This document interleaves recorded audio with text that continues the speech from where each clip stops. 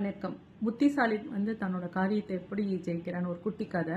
Husband wife தன்னோட ஒரு சின்ன ஒரு குற்றத்தால கணவன் ஜெயிலில் இருக்கான். அப்போ மனைவி லெட்டர் எழுதுறாங்க. நாங்கள் சாப்பாட்டுக்கே நம்ம குழந்தைங்க வச்சுட்டு நான் கஷ்டப்படுறேன். ஸோ நம்ம பின்னாடி இருக்கிற அந்த கல்லல் பாறையெல்லாம் தோண்டிட்டு நான் காய்கறிகள் போடலான்னு இருக்கேன். அவர் பதில் கடிதம் எழுதுவார். இல்லை, அதை நோண்டாத, அதில் நான் தங்கம்லாம் பதிச்சு வச்சுட்டு வந்திருக்கேன். அதை நோண்டனா எனக்கு டிஸ்டர்ப் ஆகிடும், நான் மறந்துடுவேன் அப்படின்னு. திருப்பி கொஞ்ச நேரத்துலலாம் பார்த்தா எல்லாம் நோண்ட ஆரம்பிச்சு எல்லாம் அந்த கல்லெல்லாம் சரி பண்ணி சரியாயிடும். உடனே திருப்பி பதில் கடிதம் எழுதுவாங்க.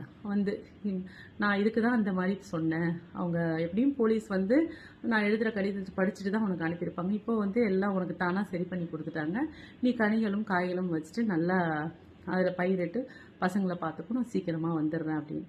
ஸோ இதுதான் புத்திசாலி எப்படி, இல்லைன்னா அவங்க ஒய்ஃபால் மனைவியால் எப்படி தனியாக செஞ்சுருக்க முடியுமா? ஸோ கமெண்ட் பண்ணுங்கள் ப்ளீஸ். என் சேனலை